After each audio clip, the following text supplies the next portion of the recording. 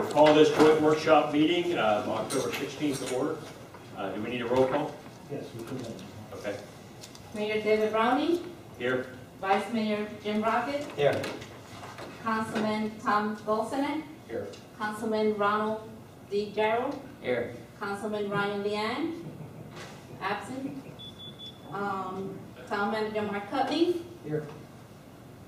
Town Attorney Michael D. Cirillo, Here. Chairman David Demars. DeMaris, Vice Chairman Robert Snowball, Here. Board Supervisor John Ryan, Here. Board Supervisor Frank Shiola, Here. Board Supervisor Don Whiting, Here. District Administrator Pete Saunier, Here. District Attorney Mary Viator.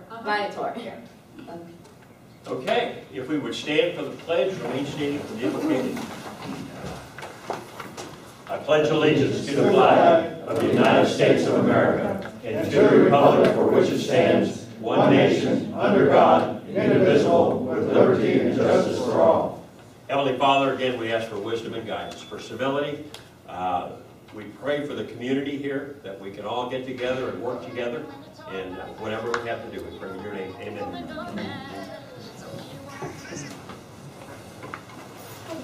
Okay, procedural matters. One of our esteemed lawyers going to take this. Well, I guess this is here to try to explain to the council and the board how you want to handle public input. If you want to have it as you go, or do you want to have public input at the end after your discussion? I mean, it's a workshop, there's no action taken. So it is your prerogative, how you always see fit to have input from the public. The recommendation of the IGC committee setting this up was that have the board and the council discuss all matters and have the public give public input at the end of the discussion. Okay, everybody all right with that? Yeah. Frank? We want to approve our agenda. I know we don't have it on there, but is there anything that somebody would like to take off of there so we don't have it in there? Sure. Okay, are there any additions or deletions from the agenda we've got? If not, I'll entertain a motion to approve it. So moved. Second. Okay, we have a motion and a second. All in favor, signify by saying aye. Aye. Any opposed, same sign. Motion passes. Thank you, Frank. Moving to item 1. Mr. Mayor, Mike Grollo, the town attorney. The agenda has 3 components. It's a follow-up, I would assume, from the January meeting where it was more of a discussion, public input, and some observations about the interplay between the town and the district. We've got 2 items on there, 1 and 3, that relate to the roads and that situation within the geographical boundaries of the town and the district. And you've got 1 about the alternatives of the water control district. But the roads are more of a sooner issue. The future of the district and the town is a long-term issue. And you're going to have to deal with the roads on that last issue regardless. But when I was looking at this agenda and looking for a logical way for you all to proceed, you all jump in and whatnot, is really focusing on how the roads are addressed and dealt with within the boundaries of the town. We're not here, we don't have the answers. Mary and I have talked several times in the past month since this has been confirmed. And there's a lot of issues, both legal and technical and engineering with the roads that unless you all were to give us some definitive policy direction, we weren't going to spend hours upon hours sorting through documentation, legal research, and figuring out how they get from A to B. There's a lot of different issues with those, and we, as your staff on both the town, I know I speak with Mark and Bill, and confident based on conversations with Mary that I do with them as well, that the important first step on this issue is to get some overall policy from you all on where you want, how you want to deal with that issue on the roads, and then obviously want to take on future district that too. Right now, we've got the district roads and the non-district roads. We've got the interplay of gas tax dollars. We've got the interplay of the ozone. We've got a lot of things coordinate between the two. If it's the desire of the district and the town to continue with the system that we've got, and that it tells us, you know, at least that's the policy focus we deal with in dealing with the issues that I just listed. If it's the policy direction of the district and the council, the board and the council to work towards a unified town system, under, say, the authority of the town as the municipality, that's a different policy direction, and different set of tasks, and different set of researches that we would need to undertake. So, I know that there were, I saw the correspondence, I know there were some of you that expected to have definitive answers and steps tonight, but there's a lot of work that goes into that, and a lot more if we're guessing policy from options. So, you know, I turn it over again back, and I appreciate the time, but I wanted to let you all know from our perspective, we're ready to respond to questions and provide our thoughts and our feedback, and at the very least, responding on some of these issues. But what we're hoping for tonight is a dialogue where there can be some, you won't take action tonight, but some consensus that can be followed up with your respective boards on what direction you'd like your mutual staffs to take in these issues. And I would concur. I mean, we did speak, and we felt that we needed to have policy discussion by our respective boards and council. Once we have that, then we can expend the time and the money to go ahead in those directions. So we have spoken, Mike and I have spoken at least 3 or 4 times. Okay, I want to give our management a chance, and both sides. Mark, any comments as far as what you see, guidelines, or? Not so much guidelines, Mayor, I guess just from an overall policy standpoint. As you know, we're starting to evolve into a situation where, you know, situations are occurring. Some have accelerated due to the tropical storm Isaac, but more and more requests are being made on town management staff to address roadway issues. And it is our concern that it's very difficult for us to move forward without a policy and without a procedure in order to make sure that the town can adequately go and deal with improvements on these roadways. As you know, right now, it's been the management company's opinion that, you know, we have a series of easements, private easements that simply make up the roadway system. And certainly, we want to move forward and work on these issues, but we also feel legally we have to make sure that we have all the tools and the proper mechanism out there to be able to vote and move forward. I would say that from our standpoint, I believe that everybody in this room, I think we have the brain power and the ability to make these things happen. You know, there may be some issues that are difficult to deal with that we have to be overcome. But I believe if we're all working together, same goal, same page, I think we have the collective ability to do it. If we come on here tonight and we're still not on the same page, then I think we're going to have problems if we're trying to make this happen. Okay. Before I give it to Cleve, just let the record show that Ryan Lane has arrived. Okay, Cleve. I would concur with Mark to quite a bit that based on what we have here is a compilation of action items that we wanted to address as a part of the Intergovernmental Coordination Committee. That committee has been predominantly made up of myself, Mark, and in the development of this, predominantly Mr. Rocket and Mr. Ryan. Mr. Ryan actually prepared this agenda, at least in its initial form, and it is a suggestion for us to consider, and it has since been massaged a bit to kind of incorporate or summarize some other areas. But as far as moving forward with this, I think that I would agree with Mr. Cirillo that yes, policy direction is needed. There's a lot on the plate here.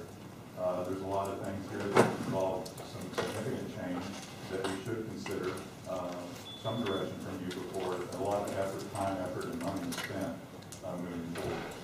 Okay. Before we go any further, again, everybody here is an elected official of Waxahachie Grove's and all residents, so there will be stability. I've got David back there that can help us with that. Mr. Mayor, Yes. may I make a suggestion for the group? Given the discussion and the agenda that we have, it sounds like our objective is to give them strategic guidance to our appropriate staff.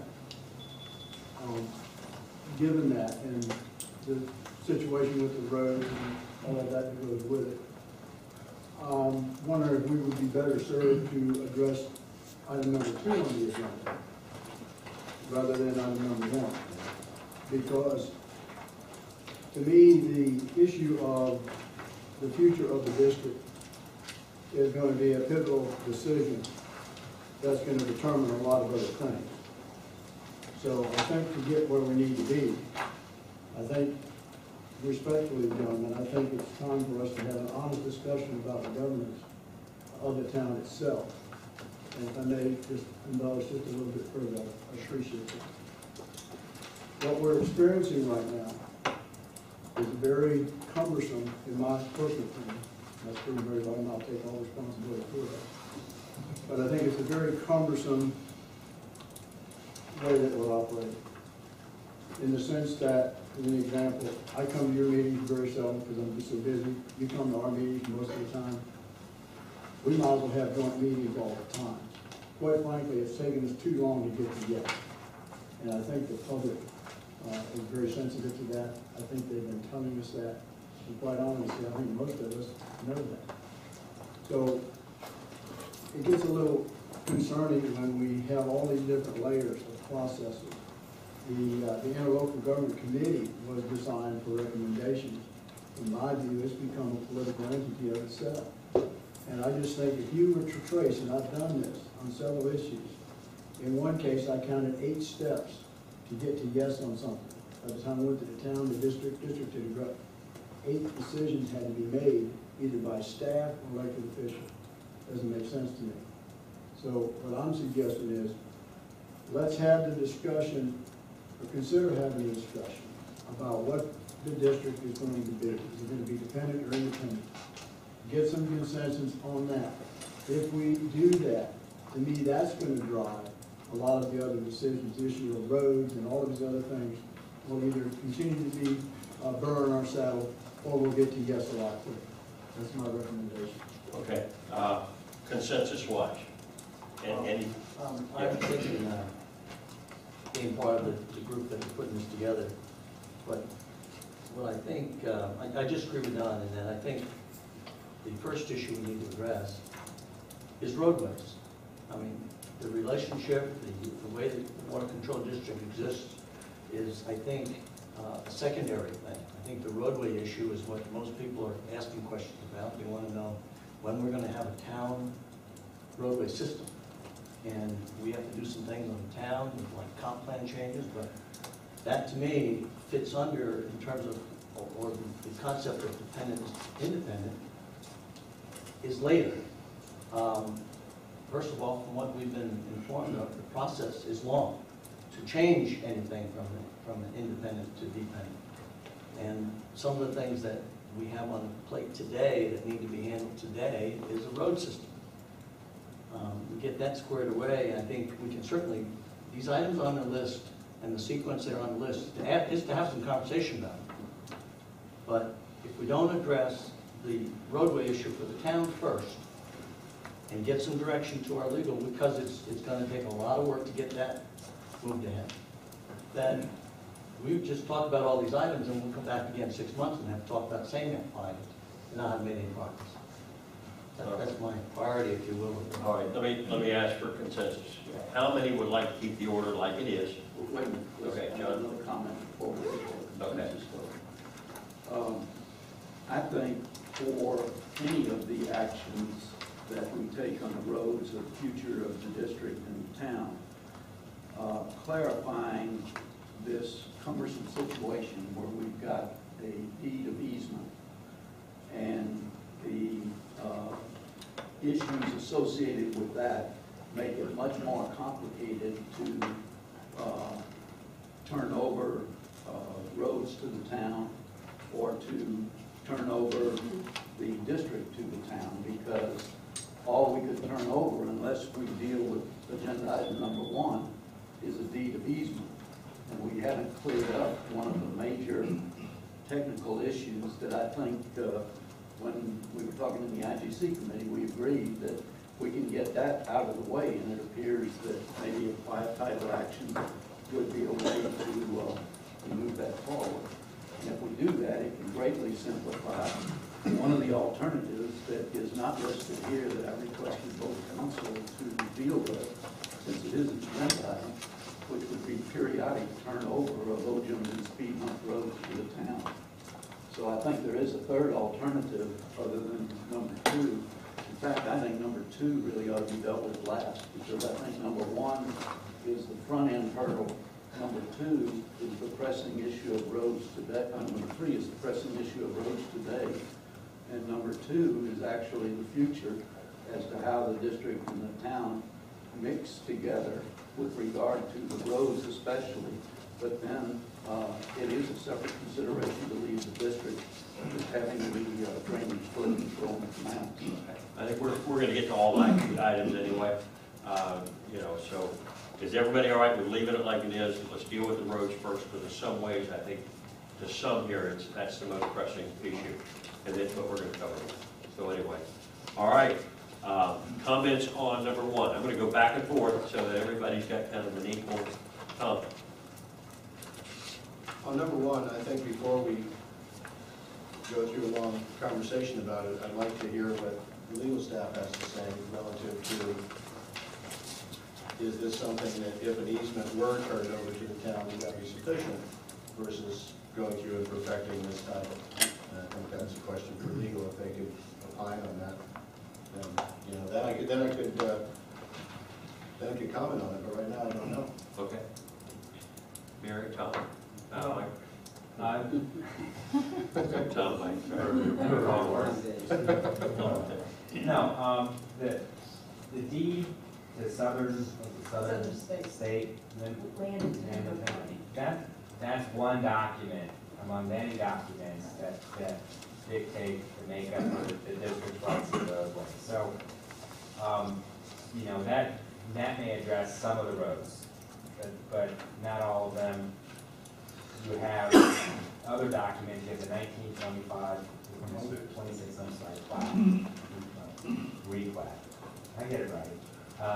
You also have like the special acts that have been adopted recently about ocean and roads and the dedication statutes and whatnot, which the town can take advantage of, but the district could not, which is required by a special act. So it's not just the one document, but what it is that one document is part of a process. And that's why I started off the way I did. You know, is it, what do you do to get all the rights from, you know, from the timber company? Is it a quiet title action? Is it a conveyance to the district? Is it an assignment from the district to the town? The town takes over the responsibility of getting more than just the easement on that property. You know, that gets to what we started off with. Are we looking to have all this effort done to perfect title in the district, and then we continue to deal with the dichotomy of the two road systems? Or is this something that we are to collectively work on to get the title, work the title to the town, to the district, because all of these documents for district roads are in favor of the district? And we've never done a title search for those. And that was part of the issue, is not just this one deed from Southern States from the 1918 right-of-way. We haven't even done a title search to review all those documents to make a final determination as to the actual ownership. Is it fee or is it easement? So that was part of what we're trying to explain before we came in. We're really at a disadvantage in telling you under number 1, let's go forward with a quiet title action, because we haven't even reviewed that title. And then that encumbers or entails notifying all the landowners, mortgage holders. I mean, that opens up a whole different thing. So what the first step is, if that's the direction from both the council and the board, tell us that, and then we can work to give you an idea from a title standpoint. But all of those documents have not been reviewed yet. Mr. Mayor? John? You know, I've worked with an awful lot of legal documents all my life. They're not that hard to read and understand once you get kind of through the gray area. here's what we have with this. This deed of easement is our foundation document. It allows the district to, or its successors, to assign rights under the agreement. However, the agreement was for limited purposes only, including drainage canals and ditches, and public highways and roads.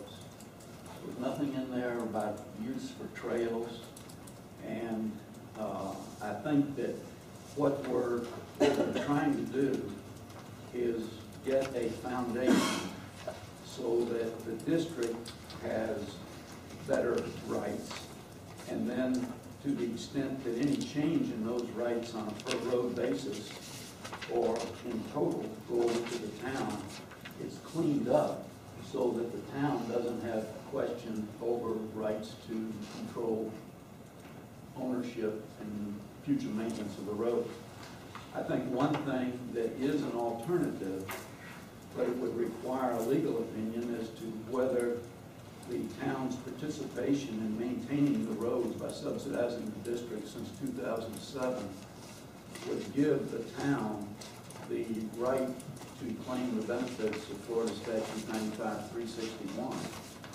Now, the question there is that 95-361 is a little confusing in that it refers to both acquiring on behalf of the municipality easement rights and title. I don't think that the district wanted to acquire title for a variety of reasons. I don't think the town probably would want to acquire title for a variety of reasons. But I think the existence of 95-361, number one, would be an argument we could pose to Southern States Land and Timber, saying, look, you know, it looks as though our municipality already has a legal right under Florida statutes to claim the roads. And the drainage canals, the idea there would be either that in the future that would be separately handled by a successor to the sub-drainage district, the water control district that we have now, or the town. But in any event, I think it would give us a basis for arguing to the Southern States Land and Timber that they ought to cooperate with the quiet title action to vest title in the district. And then, with regard to the roads, I think that the district could work with the town on benefiting from 95-361 and having title to do the road work. I think the concept of notifying all landowners and doing title searches is just making our law firms unjustifiably rich. And I think either a quiet title action or a benefit of 95-361, if they can give us a legal opinion that the town could use that statute, you know, would be a simple way to deal with the roads in total or piecemeal. And I think that it isn't that big an issue. I mean, I think we need the attorneys to tell us what steps would be involved in undertaking a quiet title action.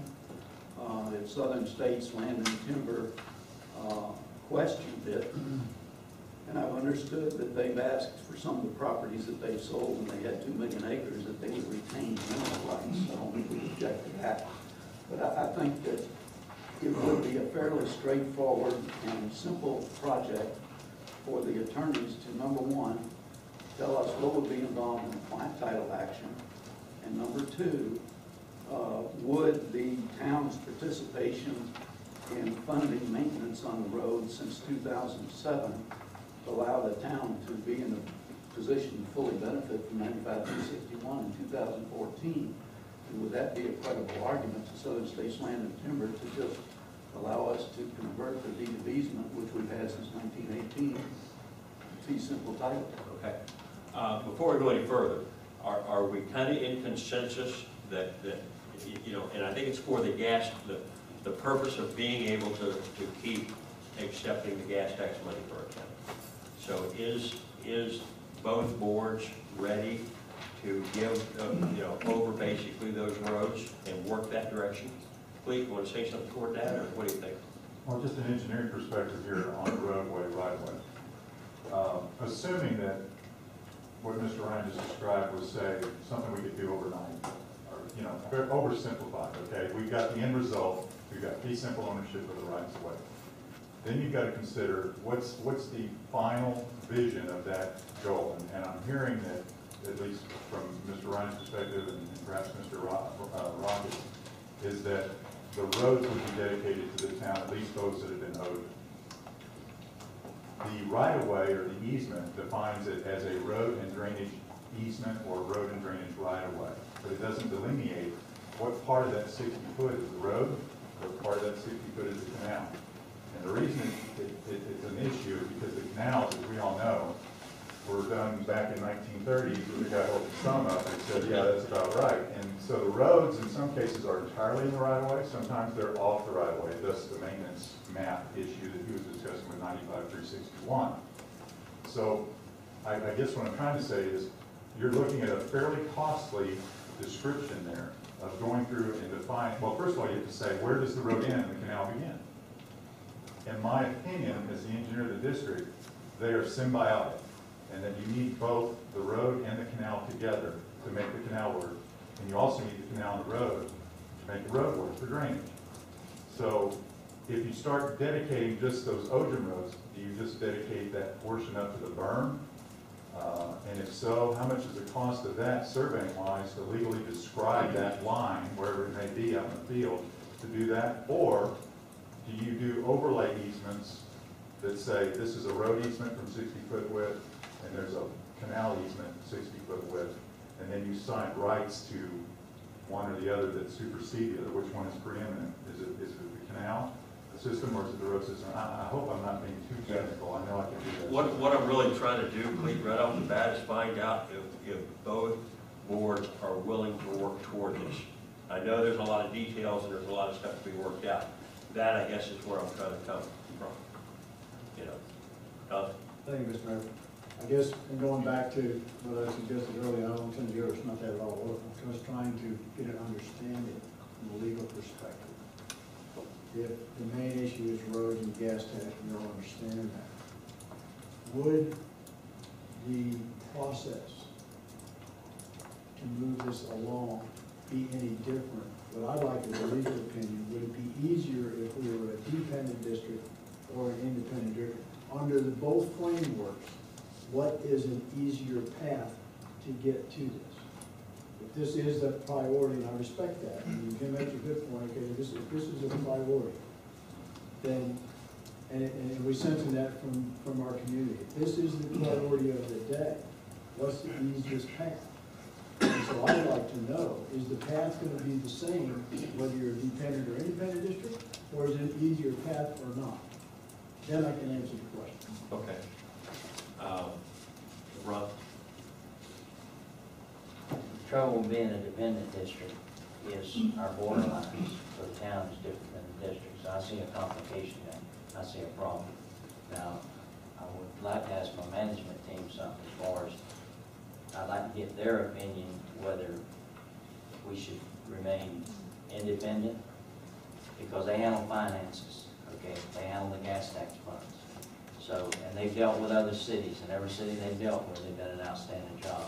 So before we discuss it anymore, I'd like, and Bill may not want to give an opinion, but if he wanted to give an opinion, I'd like to have his opinion about how he feels about dependent and independent. But as far as dependent goes, reading over this stuff and knowing that the town boundaries is different than the district, I see nothing but a bunch of heartaches.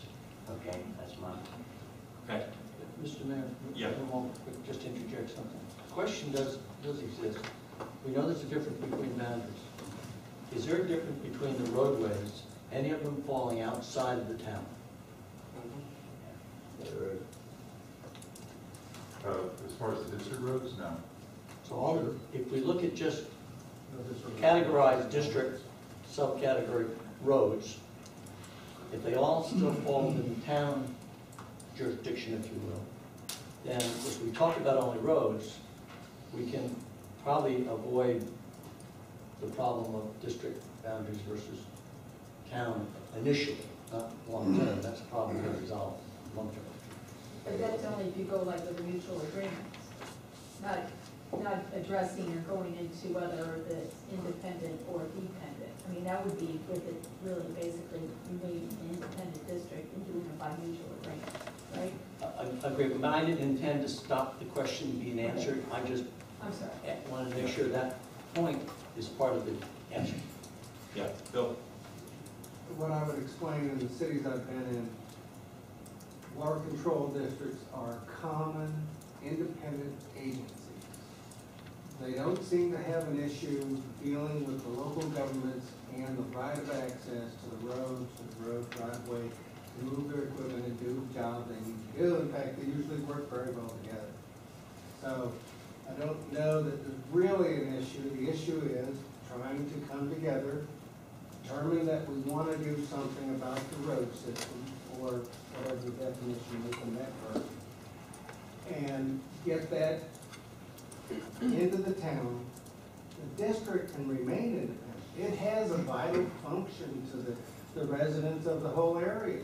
Its function is to do the drainage. That was its primary function. Somewhere, I think, in 1997 or somewhere around there, it changed slightly, maybe 2007, where it included roads, contrary to municipal government. The municipal government needs to control the roads and the access, and there is not an inherent conflict between a drainage district and a road with a government. I mean, they generally work together very well, so I don't know that there's an issue there. And I think the issue is concentrate on a process and a method to move the roads to the town in as timely a fashion as practicable to take care of any questions or issues that may be outstanding. Okay. Frank? I think what, here tonight, and we were all at the last workshop meeting where nothing got accomplished, except a lot of people got up from the public and said their piece, and that was it. I'm hoping tonight that we move forward, because it seems like we're all stuck in the mud here. We're all friends, we're all neighbors, we're all good people. We're trying to do the right thing, but I think that somewhere along the way, we're just spinning our wheels in the mud. If we don't do something tonight, move forward a little bit tonight, the next thing that's gonna end up happening here is there's gonna be a referendum. You know, you're gonna get citizens out there that are tired of this, and they're gonna go and say, we'll just do a referendum, we'll force the town through a referendum to take this over, we'll force the district, whatever they decide to do. And this is just gonna cost the town and the district money, it's gonna divide the town even further. You know, people elected us to, all 10 of us up here, to take care of these problems. And you know, we need to go ahead and take care of it. We need to move a little bit forward tonight. I'm not saying solve all problems tonight in 3 hours, that's not gonna happen, but if we can have, like you said, come to a consensus on the roads, we've just moved forward another baby step. Okay. Any other comments on this? Tom? I think that one baby step would be the assignment of Geogem roads from the district to the town as soon as possible. That would commence the process. And in so doing, we would get the process down to do the rest of it. Now, if that's not what we want to do, if we want to continue the district as it is today, then there's really no reason for further discussion, we just leave it as it is. But I think that if the plan is to turn the roads over, then sooner the better is how to do it, because the rest just mires it and leaves it as a political football, so that those who don't want that to happen will try to change the decision. So Okay. that's the decision I'm willing to go forward with. If it's not, I think we waste. All right, so let's do with this. As far as your board, are you willing to consider giving the town the Ogem roads in order to satisfy the gas tank? Anybody against that idea? Show of hands? Show of hands? Everybody all right? I got a problem, and that is on the financing. Just because it's good, sits there and said we go along with that, and then the bank says. Well, and in reality, all we're doing is starting a process. I understand. You know, I'm just bringing that forward now. We're literally starting a process. It's good to know that everybody in here is on board with that process. So now it's going to be, if I'm not mistaken, trying to figure out a way of doing it. Right? I mean, you know, I keep thinking in 1918, when these things were established, nobody's contested them from 1918 I would expect somebody to stand up there and say, you know what, in 1917, the middle of D Road was my garden, therefore I want it back. Yeah, the only problem is not a case law since 1918. I know, but, you know, and I oversimplify, I know that. John? Yeah, I want to support Tom in turning over the Ojum roads for an additional reason. We know that the town and the district, primarily for liability reasons and expecting possibly some litigation, don't see eye to eye on the spacing and type of speed humps that we've got. The speed humps are unusual in that the town already has, under Florida statute, traffic control responsibility, but speed humps aren't part of traffic control, they're traffic calming.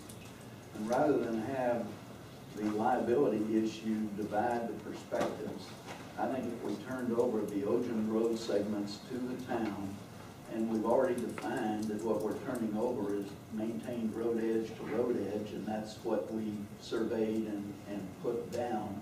So I think that's fairly well defined in terms of what we'd be proposing to turn over. And I think that also clears up the liability issue to some extent from the district standpoint, and it allows the town to focus on a combination of the liability issue and what they think the alternatives are to satisfy both responsibility and public desires with respect to the speed humps. So that's another reason that I think that focusing on the turnover of the Ojum road segments is the way to go. And I think that we've already agreed to be pursuing the town financing the Ojuming, the speed humps of Collecting Canal. And we've got in the works a referendum on North B Road. And we've got the agreement of the developer and the college with respect to South B Road. So I think that what's going on is a fairly near-term process of making more roads Ojum and speed humps, and rather than have continuing differences over the spacing and type of speed humps and liability issues, and particularly with the town through its control of the South B Road process with the developers and its agreement to finance Collecting Canal, you know, they're going to be having more say on those roads. So if we have in mind additional road conversions to Ojum and speed control humps, I think it's very logical to look at the best way to get those in the hands of the town. And, you know, I think there are other issues that will come up, but I think that is, you know, one thing to really focus on right now. Okay, get right back to you, Frank. Ron, you had something you wanted to... What it boils down to is that our legal staff needs direction. Okay, now the county, I've been told by county officials that they had situations with SSLT as far as, and they basically signed the easements over to them. They gave it to the county, and some of them held mineral rights, some of them did. So basically, number one is we need to direct council that we want SSL&T contacted. We have to have ownership of these roads, okay? And it's not just the Ojum roads. You know, when we do this, we need to do it right the first time. The town needs ownership of all the roads, okay? So we do them all. We need to find out if this timber company will give us ownership or easement rights or whatever. The Water Control Board doesn't have a problem with that. We need to make the contact. I've been told by people, it's not hard to get a hold of them. There are certain people that run that business. Now, I haven't taken time, and I'm not good on computers, but if the county has done it in the past, and I think our management team is qualified to make contact with these people and find out from them if they want us to spend a fortune to buy these easements, if they're willing to give them to us.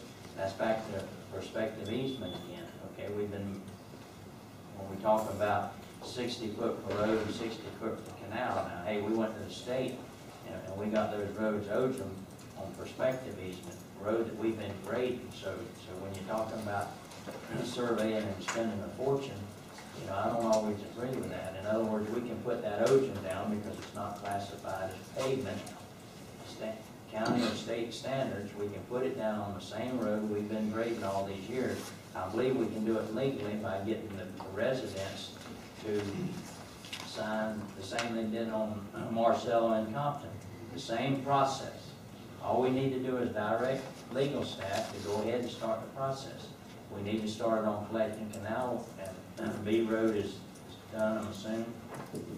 But number one is simple, just direct legal to contact SSL&T along with our management team and see which one comes up first. We don't need two legal, hey, we don't need two legal sources researching the same thing. In other words, if the town's gonna pay for this, then, and I don't know, if the town's gonna pay for it though, our legal staff, our town management team will take care of the process. But contact the lumber company, find out what they want. If they don't want anything, then let's get the ball rolling. So basically, we can solve number one right now by just directing them to find out who can get ownership of these roads. So, Okay, Frank? We want to, we're not voting on anything tonight. Make that clear to everybody here. It's just, by consensus, and by consensus, the district board is pretty much saying we're willing to move forward on that, at least on the open roads. And, I think we need to hear from the town on the other side, from the town council saying, we're willing to go in and accept it, because we can move forward all we want, but if the town council doesn't want to accept it, then we just want to waste a bunch of time. With the Southern States and Land Timber, if they want to, make a big deal out of this, and if they want, an astronomical amount of money or whatever, then we can just remind them that any accidents on these roads, you're going to be part of the loss. And as far as I've done record searches out here, I don't know of any property other than the roads that they have any interest in or they own anything. They have nothing left out here. So for them to even be interested in Waxahachie Roads, I think would be as simple as if you guys are willing to pay the legal end of it, the town or the district to do it, then let's go and get that done. We'll get that out of the way, and we'll move forward, move forward with the open roads. Okay.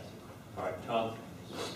From my point, I definitely am ready to go ahead with it. Okay. And answer his question, but I'd like to say I'm in agreement with John that doing it right is exactly what we should do, and the Compton Marcella paperwork is exactly what we need to have. And the legal staff, of course, can get that same paperwork changed from the district where it is now to the town fairly quickly, I think, on those, so that we could, sort of wade into this and see if there's any problems with that. The only thing when it comes to some of the roads and town roads, I know there was an issue of getting fee simple title to some of these roads where it takes away the whole, portion of the 5 acres, and then you have the non-conforming issue with properties, and also one of people have mortgages, their mortgage company doesn't like to have part of their collateral taken away from them, so those could be issues when it comes to the fee simple title as compared to the easement. But Okay. What's important is that we have public dedication to the public. All right, so let's back up 1 second. Are you guys all right with including all of the district roads in this? Okay. I'll tell you why. If we turn it over in one fell swoop, all of the district roads, I think we'd have to amend our enabling legislation, and I think that would call into question how the district would be structured vis-a-vis the town with regard to employees and maintaining the roads.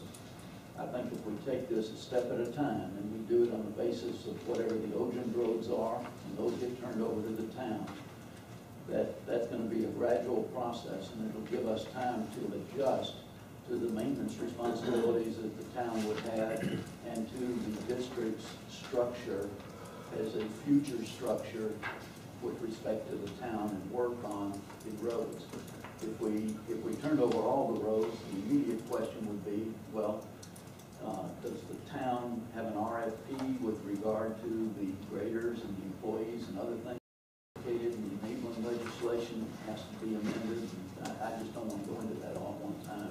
Okay. Well, and I didn't mean to suggest, if you think I did, that all the roads, I actually meant all the OGM roads, I'm sorry. Okay, because Ron was bringing up all the roads. then let me make a comment. Let's just do a consensus. I say all the roads because town management, the town needs ownership of the roads, okay? Now, hey, it don't matter whether they're dirt roads, OGM roads. Hey, the district will maintain an OGM road as well as they do a graded road.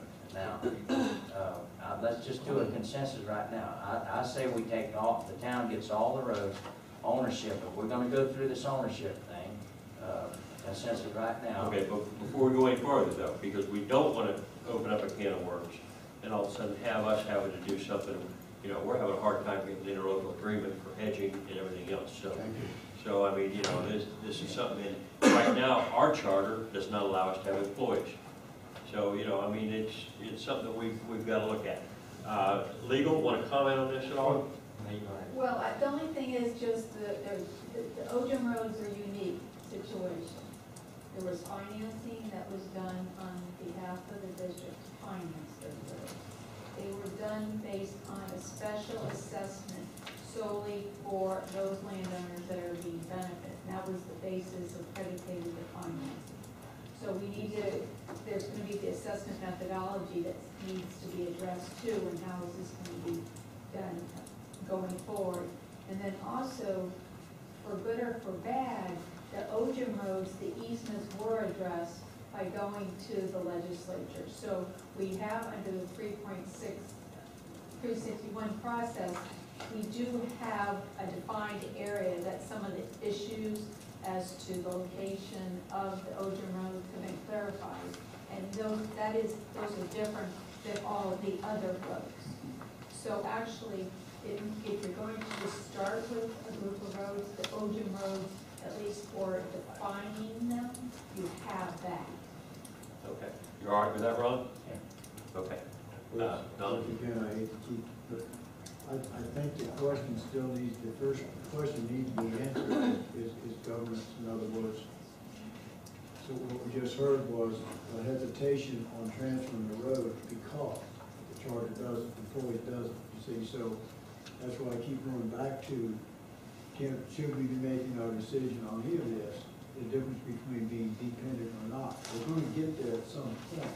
So are we complicating it by doing these appeasements in between, rather than looking at our governance structure and let legal come back? I'm not convinced to give up something until I know what the consequences would be, because it may change our responsibilities and yours, and I'm not hearing answers to that this evening. So I would like that the direction for legal be, tell us this is the issue with the roads. How would it be handled as is? How would it be an independent or dependent district? How would that affect us? And that was just going to bring in your charter question, it's going to bring in our district question. I think right now, though, you know, we're looking at a starting point. So if we can transfer over the Ojum roads, which, like Mary says, are easier to define, that's a step in the right direction. It also protects, you know, part of our gas tax money, because there's not that many of the district roads left that are not Ojum, and, you know, most of those are in the process or whatever. So there will be kind of a steady way of moving them over. Is kind of what I'm looking at. I don't envision down the road all of a sudden North B gets Ojum, then you say, well, we want to keep North B. You know, okay, but then in the second piece, and I'm hearing that. What about the maintenance of the roads? Who's responsible for that? For the dirt under it? The town would be responsible for the roads, The the canal maintenance next to of the roads, the district would be the canals. Huh? I'm saying, okay, so, The canal stayed with the district. Right. I'm just saying, when you get to that point Yeah. where you need resurfacing, now there's a canal issue, now it's gonna be following me, there's two layers here. We're working together. I'm just Yeah. playing devil's advocate here. I'm not Right, arguing right. with anybody, John. I'm just And- trying to say, like, I'm just trying to predict the complications. We just wholesale something out here, we need to think it through. And I'm not equipped with a legal mind to be able to know that. So that's what I would like to know. And that's the nice thing about this being a workshop. We're basically going to bring it up, we're going to pile it all on Mike. And There you go. Yeah, we're either way, I was gonna say before, just real quick, we're taking notes on, like, for example, a consensus. And what's gonna happen is at your respective meetings, the next meeting, the management administrator is gonna have to put just the action follow-up workshop to get the formal direction to do things. In the meantime, what you've done is, say, for example, on the Ojum roads, you say, we got a consensus to move the Ojum roads to the town. Okay, now we can honestly start working on a to-do list. We can honestly start working on a on a what-if scenario, like what, on these things, all these different nuances with the financing and where the engineering, the boundaries and whatnot. Without that consensus, there was no issue for us really to go and review all those. Now that we know, it's an exercise for us to go through to create that list, to tell you what you're doing in order to get from step A to step B. The beauty of tonight is it's not up to us to resolve all the problems. We are going to kick them around, get something that we think works, and then we're going to work to that end. And then, like Frank says, we're not walking out of here with absolutely nothing accomplished. So I think that was good. Frank? Question for Mike and for Mary. It was talked about the financing and that end of the road, for the open roads. Possibilities of the town goes in, takes over the financing end of it, gets with the bank, and says, we're going to be taking over the roads. And stop me if I'm wrong, please. And they can go, instead of going ahead, right now the district is doing an assessment, well, the town would just end up just taking those numbers and moving it over, and the town would start doing that. Is that a possibility, providing that the bank is willing to go along with that, which it's one government, it's transferring from one government to another, so it's not like it's transferring to a private entity where, so all the, and I want to try to get your end of that on the financing, because that may be a holdup. Well, I can just say this. The financing is is a top issue to look at if you're going to transfer these roads that are financed. Obviously, that goes without saying. Someone's going to have to pay that debt. If it comes to the town, the town's going to have to pay that debt. How does the town pay that debt becomes an issue for the council and for management, finance, and legal. Do they continue to do a special assessment? Do they do a special assessment? Remember, special assessments are different for districts than they are for cities, okay? There's other funding mechanisms available to the town that are not necessarily available to the district, and so, those are sub-issues that the town council would have to deal with when they understood that if they accept these OJA roads from you, they accept this debt, which has these terms and conditions that need to be changed to fix that. That's an example of like an analysis that needs to be done, and we weren't going to start until we got a consensus and direction to do that, because that takes some review of documents and some analysis, financial analysis and whatnot on that. So, can it be done? Whatever the bank will agree to, and the council will agree to, and the district agree to, yes. And that's where I'm going with this, is that, that part of the plan there for the OJA road is to go ahead and get with the bank that's financing this, and maybe with both attorneys, sitting down with them and all that and saying, where can we go from here? Because if the bank says we absolutely will not go ahead and transfer any kind of rights over or whatever, or change our paperwork over, then we've developed another problem. But I don't think that would be a major problem. Okay. Ron? Let me see if I answer this. And you didn't make our council meeting, but town management recommended that we pay the loan assessment every year, okay? Our council turned it down, $200-something thousand a year. All right, so that the management team felt like we had the money, we could pay it. So everybody come to an agreement that no, since you got it financed through the bank, then too short of a notice. And my suggestion is, okay, we continue payments and assessments just like you planned with the bank. Now, I'm pretty sure I heard from your board that there was no penalty clauses in your loan. Now, if there's a penalty clause, then I'd like to hear it right now. Okay, the banks like to get paid off. Now, I'm gonna tell you right now, we got more collateral than the district does. Okay, with $3 million in the bank and you guys low on reserves, I don't think the bank would have a problem switching it over to us. And the answer has been done, that we actually wanted to take that assessment over this year, but the council turned it down. So the financing is no problem. We don't even need to be discussing. So that's where I stand on that. Okay, John and Tom. I work pretty closely with Cleveland on all the details of the financing. I don't think the bank would object to the turnover of the OJA road segments to the town, but I don't think we should complicate the process by trying to convert from the current road segment special assessment to a broad ad valorem right away. I don't think you need to do that, and I think it simplifies working with the bank, because as far as the bank's concerned, the credit they have is the assessment lien rights on all of the property owners on those road segments. And those would remain in a simple turnover to the town. And at some point in the future, if there are enough OGM roads, and there's several of them that are financed already by the town, and there's a general population agreement that it's a good thing for the town to just take over the financing and relieve the special road segment burden, that's a separate decision for the town council, but I don't think that needs to complicate the process for either the town or the district initially, if you're just looking to promote the road segments. Right. All right. I think that, you know, we've come a long way with that consensus, and I think they have a lot of work to do. And we shouldn't, you know, we are going over all the different this and that, but that's really their job, and they've got a lot of work to do on that. So, yeah. We'll have it ready for you on the 6th. Yeah, I would expect that. But, you know, maybe we could go on to some other things in the interest of time tonight if there's other things to discuss. Yeah. David. On Marcella and Compton, those are already public roads. My understanding, they were dedicated. They were dedicated to the public, and now I think they're our actually resident expert is the Mr. city Blanchard. roads. What I would suggest in your review, and I say this with all respect to the Seminole tribe, whatever, you need to look at any properties they own, you need to look at their deeds. Because it was different than 39 other properties in Marcella.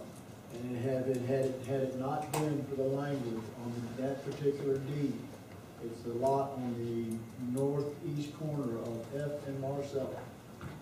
And they told me, I talked with them, met with them, they said, we will never sign any papers for you, Don. But we won't mess with anything you want to do.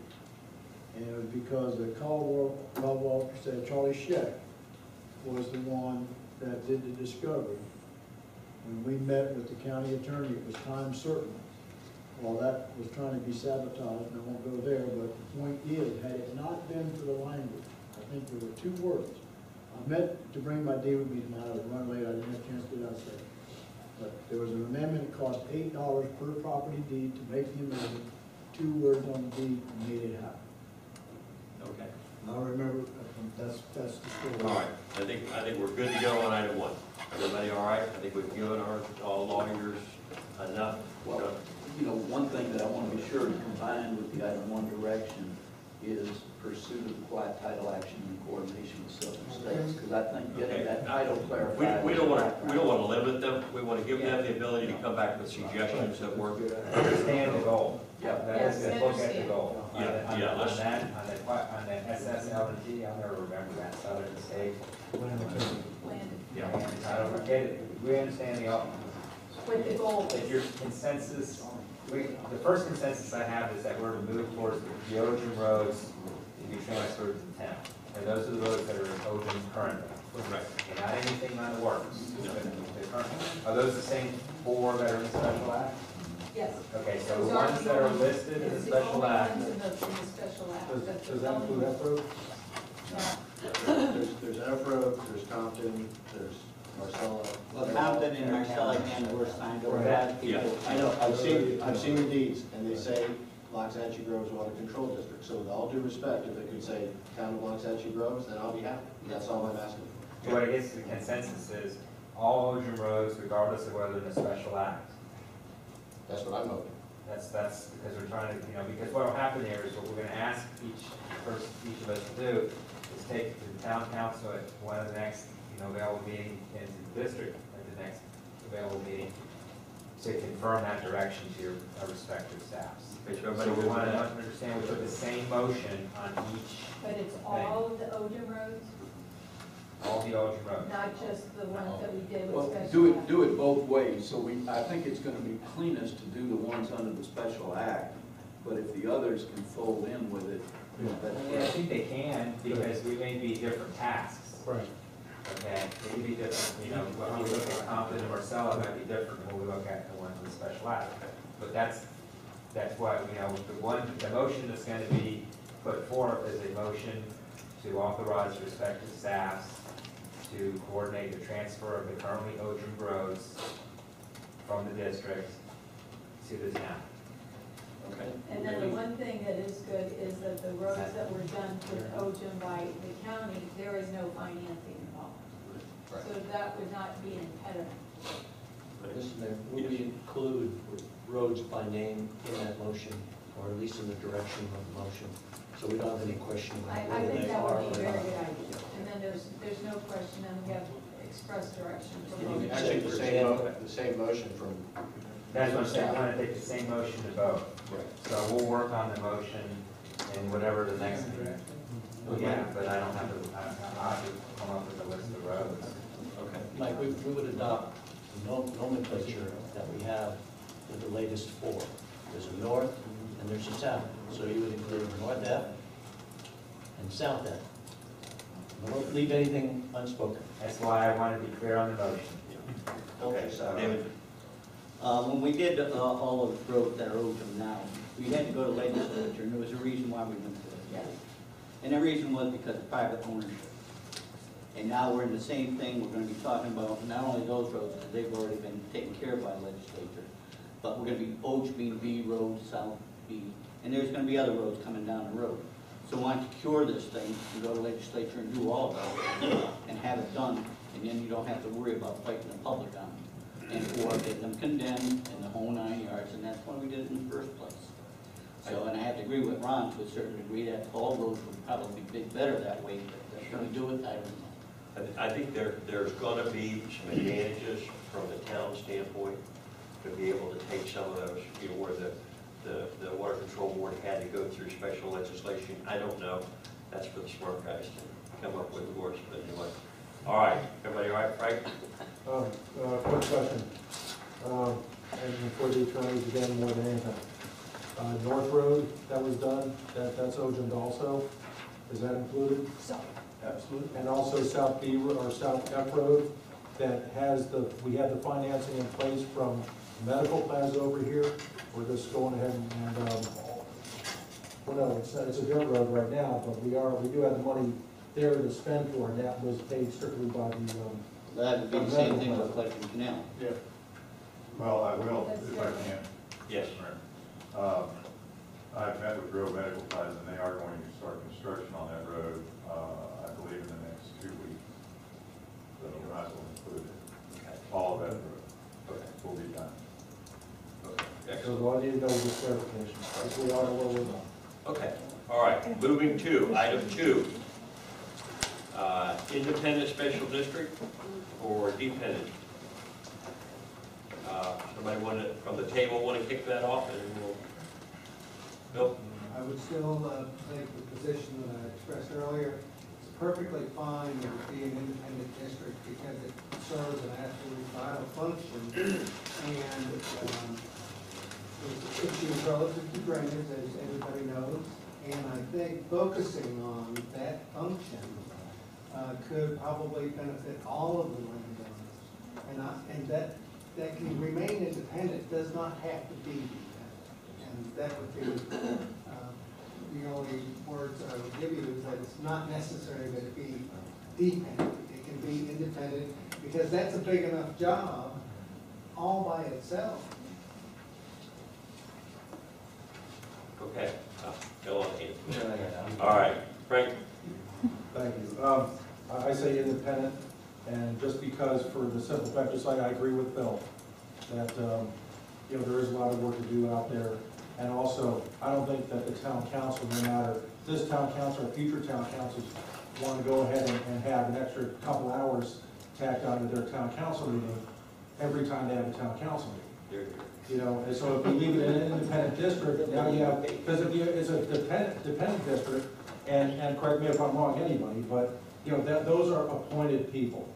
And all they do is advise the town council. At least with an independent district, you still keep a board, you're still dealing with some road issues, you're dealing with canal and drainage issues, and it doesn't add anything on to your meeting either. Because we all know that things are coming up, there's comp plan reviews and changes coming up that are gonna take, multiple meetings. And, you're gonna throw that extra piece into the mix.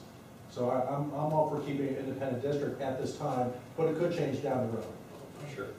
Okay, with Go your, ahead, John. well, then we'll go back and forth. Ron, go ahead.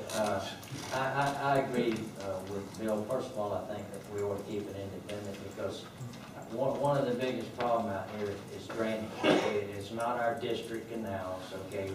We stand above any western community when it comes to getting water out of Loxahatchee. But the drainage ditches that go to homes and stuff that hook up, and in the past, the district, no fault of yours, please, or y'all's, but the district really hasn't cared about the water coming to the canal. Their priority was the canal getting to the C-51.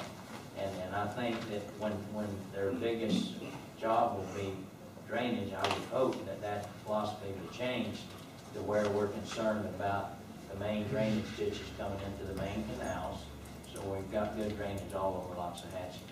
And at the same time, I don't believe they'll ever get away from the roads and stuff. I would hope that we could keep interlocal agreements to where the taxpayers' dollars would be going back into the district instead of an outside contractor, as long as they're capable of maintaining the roads up to a certain part. Okay. John? Yeah, I think that right now, at least for the next 3+ years, the idea of partial turnover also prevents one other big complication. And that is, when things, if the town took over the whole district as a dependent district, the first very complex issue would be whether all of the revenue to support the district, the dependent district's budget and the town's budget would be funded by ad valorem taxes, or whether there would still continue to be a split, with two tax systems, the acre assessments and the ad valorem. And that gets really complicated because you can have a disproportionate number of otherwise town expenses that have been funded by ad valorem. People would question, well, maybe we should put those on the dependent district and have them billed by acre, like the PBSO roads or the stoplight on D Road or whatever. So I think that raises a very complex issue that let's undertake it down the road, but for now, let's keep it the way it is. And with the town taking over the Ogden's roads, it's not going to be that big a budget hit for them. If the district can work cooperatively with the town, maybe we can continue with the same kind of maintenance service that we're going to be involved in, improve some processes for billing and payment, but I think it prevents a further complication if we keep the district independent at this point in time and not get into, having to really look at how everything is either converted to ad valorem or how there's a protected separation of acre assessments and ad valorem. Okay. Yeah, very quick, Mr. Mayor.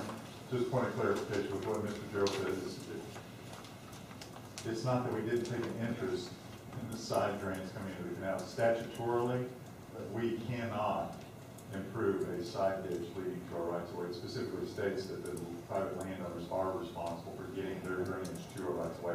Not to say that can't change. Okay, I'm just saying that in the past, we can't, our hands are tied. And I realize that, but my question is, though, statutorily, we can change that, I would hope. Okay. The problem I have with that, that's not this issue, but we've got landowners that years ago took their land, divided it up in lots, and did absolutely nothing for the drainage. So we've got to be careful, even as a town, that we're not fixing problems that somebody else created a long time ago, and then we spread it out over everybody. Hey, those people don't have drainage ditches. I mean that's obvious problems, okay? But I'm talking about, we got people in Loxahatchee, and we're one road 2 miles long. We have a drainage ditch, and it's never been That's a different story. Let's stay on this dependent. Let me ask you something. Anybody in here favor a dependent district and is real strong on that?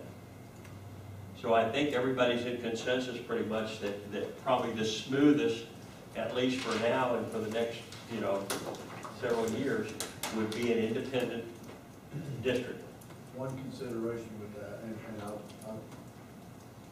gotta go back to governance, like I can't seem to get off this, and I'll give you an example, and what I would say is, as we collectively, maybe this is not the point, maybe this should be another topic for the next agenda.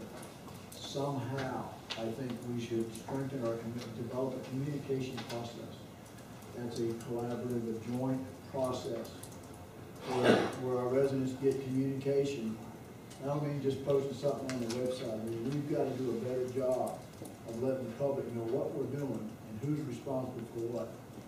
I can tell you on the Marcelo project as an example, 5 years of knocking on doors. People still did, the hurricanes, the flood. People did not, government's going to come and fix it. They did not understand that government can't, they had no authority to do anything to that road or canal and that ditch, and they still don't know that today. We are suffering in our governance because the public themselves don't really realize what their responsibilities are. So, not to offend the public, but we need to put some things out there, and it's nice to want to help people drain their property, but sometimes it's just not our responsibility, just like we're dealing with the culverts. You know, so people have to take responsibility for things that they own.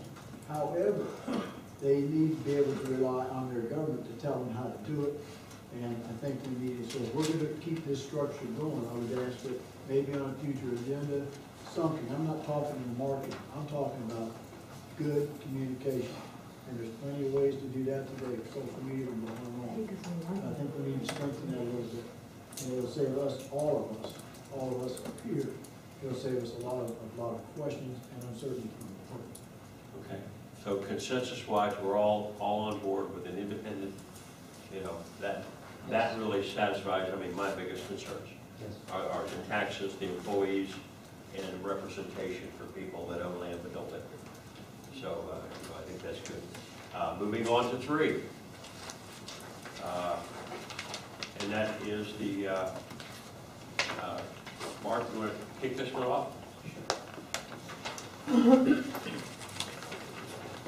Well, there's been a lot of discussion related to this particular item, and as has been indicated by some folks here tonight, we're going to be moving into doing a number of RFPs for hedging, for road maintenance, grading, that kind of thing.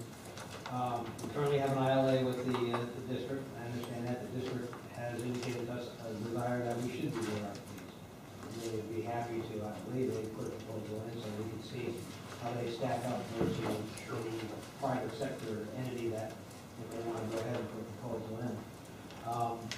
We did provide the district administrator with some guidance relative to the issue of giving us the actual costs as required by the current ILA. So hopefully he'll be able to work with that, and that'll be something that we can move forward on.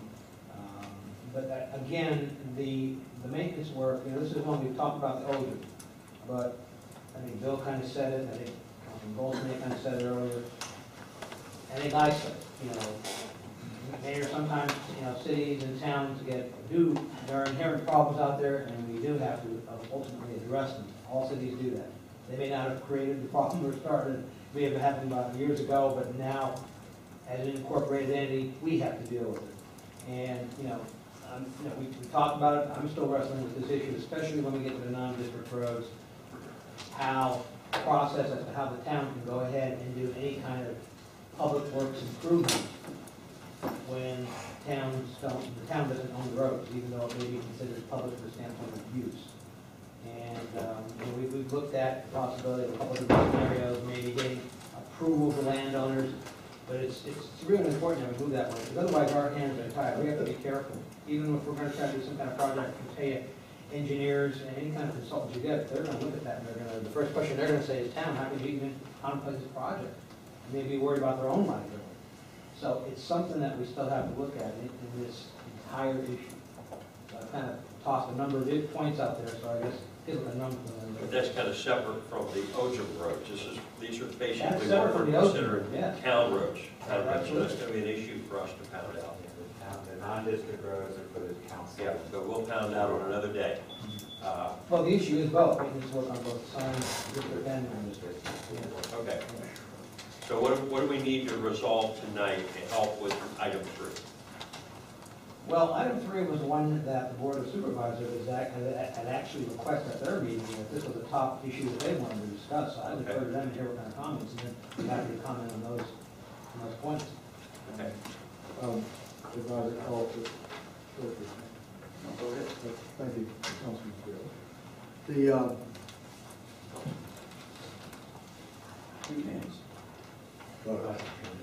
We got on a lot of very deep, emotionally charged discussion about accounting practices and how come this isn't justified. We gave direction to staff, I thought very clearly, to work through those matters. I don't know if that's satisfied with administrators or not. I'm not going to open the issue up, but my expectation is that they're working together. I believe they are. They're totally capable. If that's not, then the boards need to know that. And now, because we're talking about Sherwood, both boards need to know that. So I won't put you on the spot here tonight, but I may follow up phone calls tomorrow morning. I want to know if it's working, if it's been addressed. And other than that, we just keep making it work. You know, the tail doesn't wag the dog with respect to management. We've got two very top management people that represent us, Mr. Cuddy and Mr. Sonnier. They're two highly qualified, highly credentialed, and they know what they're doing. I've got total confidence in both of them. And my expectation is that they're going to get to what they need to do to satisfy so that Underwood management can keep the money flowing the way it needs to be. Should never get to this type of level. So as long as they're satisfied and moving forward, I feel more comfortable going into the OGM. But that raised a flag to me. It left me a little concerned. You know, and so we need the assurance from our management team, if you will, that everything's working cooperatively and that it's going to continue to do so. Okay, Ron, sure, so.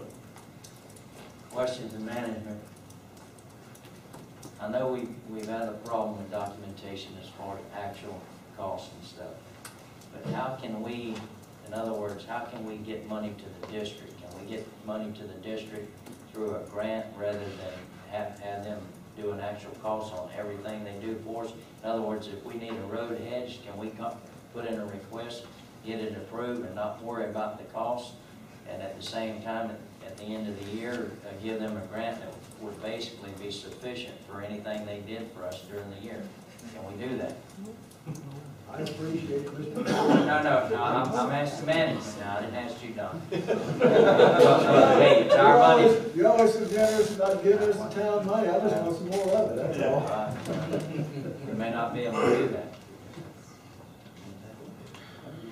What I'm trying to do, Mark and Bill, I'm trying to save headaches, okay? I mean, I realize you guys, you need to know the actual cost and it needs to be itemized and all that stuff, but what's good for y'all could be a headache for somebody else, okay? I'm looking, if there's a possibility that we can take care of people's hedges and roads and stuff like that without making headaches on either side, then what? Just tell me if we can do it that way, through a grant, through anything. I personally don't think it could be handled through a grant. I think it can be handled again through an interlocal agreement, like what we have. You know, I think we have, as I said earlier on, in the beginning of this issue, we have provided the district administrator with some guidance relative to how to address the actual cost issue that he's been having an issue with. So I think that is the way to go for local agreements. I'd want to research the grant issue. I don't think we could do it. You know, grant may not be the right word. You look at it something like, instead of having to quantify every single job, you get a lump sum and we want you to do this list of tasks this many times a year at these different locations. And for doing that, you get this lump sum. And that's what I want, but that's also what the district has already recommended to the town when it comes to the town roads. And I don't know where we're at on that, but no, I personally don't see why we couldn't do that. But at the same time now, the district has already given us, the town, a list of doing so many roads, doing maybe not hedging, but grading and stuff like that. But say for hedging, in other words, it doesn't take a brain to figure out how many times a year you need to hedge a road. Okay, if you do it right the first time, it's gonna be so many months before you need it again. And if it comes up again, then basically, you know, they could throw it in as a courtesy hedge or emergency type thing that was unexpected with the approval of the town. So that's what I'm looking for. I'm looking for an interlocal agreement that don't have all the specs to it. And at the same time, other contractors with the same thing that they submit to us, telling us they'll hedge so many roads a year, so you know, 2 miles long or whatever, so many miles, so many roads.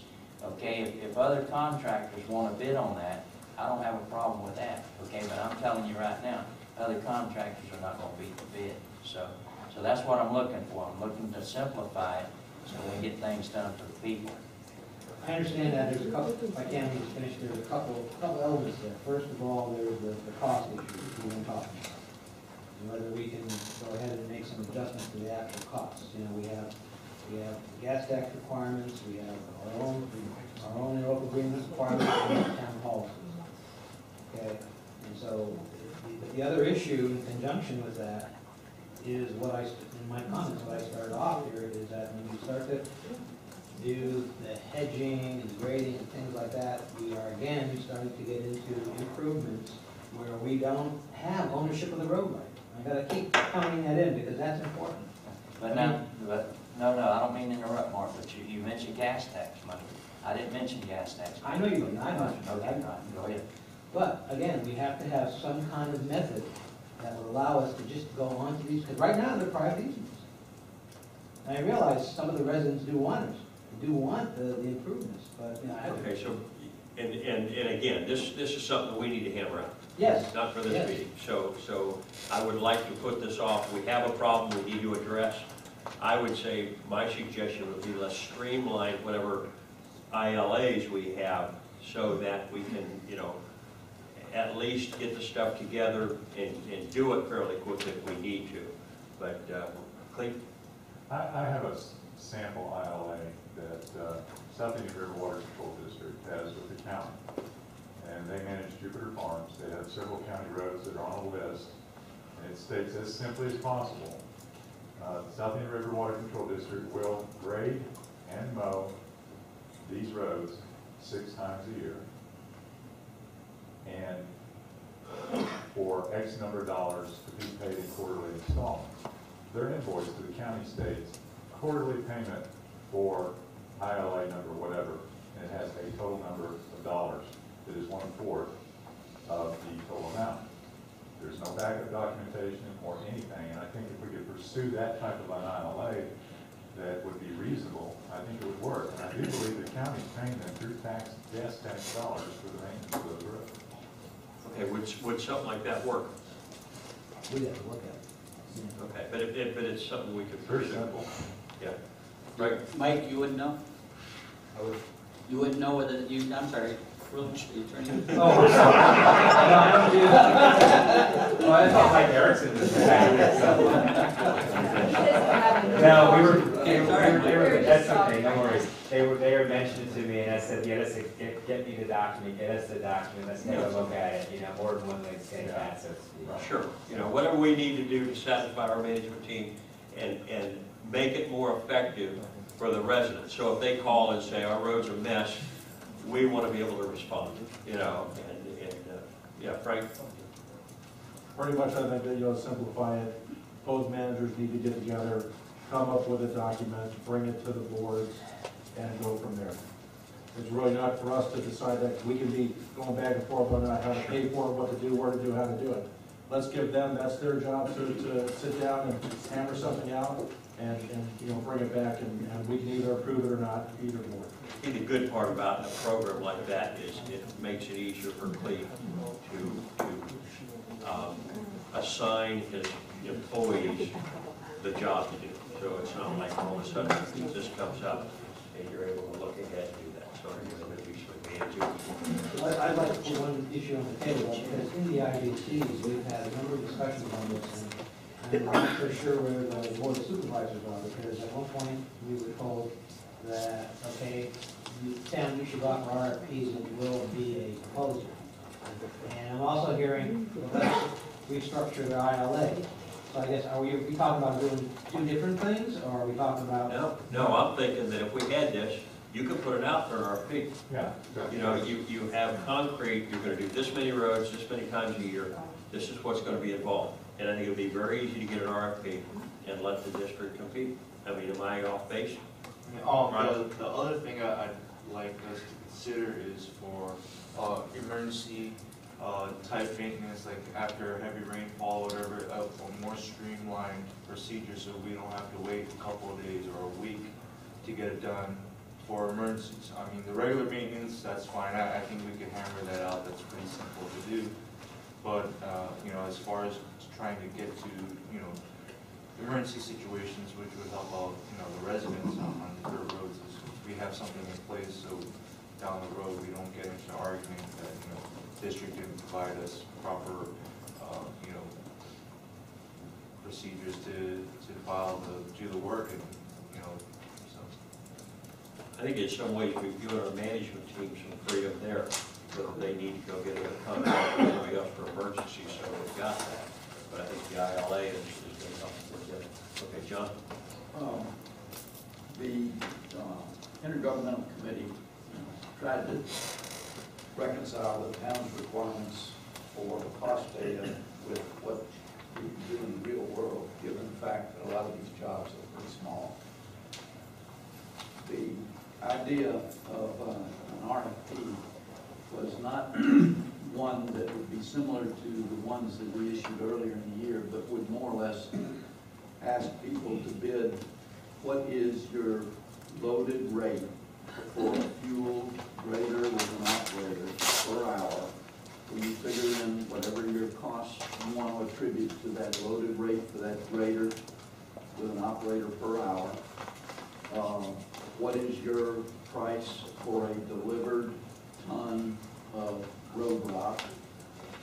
And with regard to hedging, what is your loaded rate for a tractor with an appropriate attachment to do hedging up to a certain height?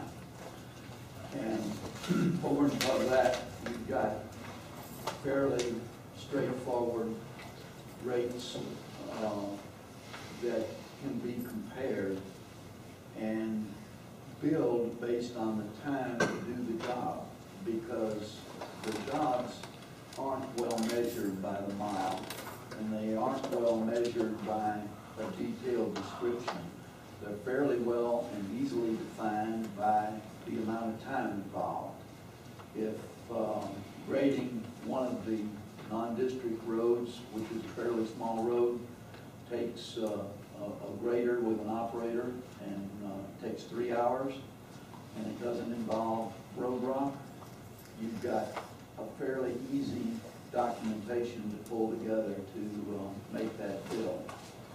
And I think that that's a way to make the public feel that the district is not just getting a subsidy, but they are, in a competitive environment, offering what I think in all respects will be a very beneficial rate for that kind of work. But they did go out to bid, and the way that it can be reconciled, I think, with outside contractors is if the district's equipment is tied up and they're not able to get to it within a couple of days, and that may be a standard response time, the town has other contractors that may cost a little bit more, but that they have an understanding that if the district can't respond in 2 or 3 days, they go to the other contractor and they get the same documentation for number of hours spent and you know, the loaded costs involved. The reason for this is that if you start talking about whether the district did the work based on taking equipment out to a location and then driving it back, or whether they were already out in that area and they just took a couple hours to do the work, you know, you get into some really difficult documentation, and that's the problem that we've had with the town, you know, is really breaking things down. I mean, we were raising questions, or questions were being raised, well, if you've already got the grader paid for, you don't really have a depreciation cost on the grader. you've only got some repairs. Well, you know, the grader gets, has a problem, needs new blades, does the town pay the full cost of the blade? It gets horrible. So I think trying to put things on a loaded rate per hour and a delivered cost for road rock would simplify things, and I hope I understand that's what the town is working on in terms of an RFP, so that they will have a basis to get work done. And I agree with you, it's a separate issue as to whether they've got the right to have the work done, and that needs to be addressed separately. But at least this would be a comparable way to evaluate the district or some other contract. Okay, Jim. We're going to take this up in our board meeting, right? But a couple points need to be made. What John was just saying, I believe, is exactly what the town has just sent over to the administrator to say, come up with hourly rates, and the documentation, it was given to them on schedules. So it is pretty simple. The direction been given, we've done everything, I think, like go over and fill in the document ourselves. But here's the document, here's how you do it, and come back with this information. To use one example, road rock, that's about the easiest thing to identify, and we have seen identification of non-district road rock, and I believe the town has already addressed that. So we need to talk about it as a town council and go through this. But what I'm hearing John's recommendation, and maybe the town manager can send you the last bit of information that was requested and give you, maybe you could see what I saw, which is almost what you just said. So I think they've come to that point. The other thing that's worth mentioning, we have an example of another agreement between the county and another water control district, and we also always seem to be concerned about the town's perspective about, we want to see the documentation that we require. I don't hear mentioned very often is, and I'll step aside as a council member, as a landowner, and I pay an assessment to a district, and they have money to spend, I want to make sure that money's spent only on district roads, only on district canal maintenance. And if it's spent a nickel more of it on anything else, then I want my taxes reduced. So the perspective of how the money is spent on the district side and the accounting for that separate from what's done on the non-district side is just as important on that side to identify what only is district. Because at the end of the year, I'd like an accounting of that, and I want my taxes reduced the next year because it must be money that extra money to get. So, not that I'm necessarily asking for that, but we keep forgetting that there's an entity, me being a citizen that has land and I'm paying a certain fee. I live on the road, and I don't want to get into a whole lot of conversation that there's not an ounce of water maintained out of my canal, which is a little drainage ditch, but I do get road maintenance when the town comes out and I ask them to do it, or my fellow council member asks for my road because he drives down that road. But the point being, there's another perspective we keep forgetting. There's just as much reason to keep the non-district road expense separate from the district road expense without having even an LA or an LA, without having even non-district road needs. You need to have that separate and identified. But we're going to have a conversation on the board meeting. Yeah. Kick that around. Okay, thank you, Frank.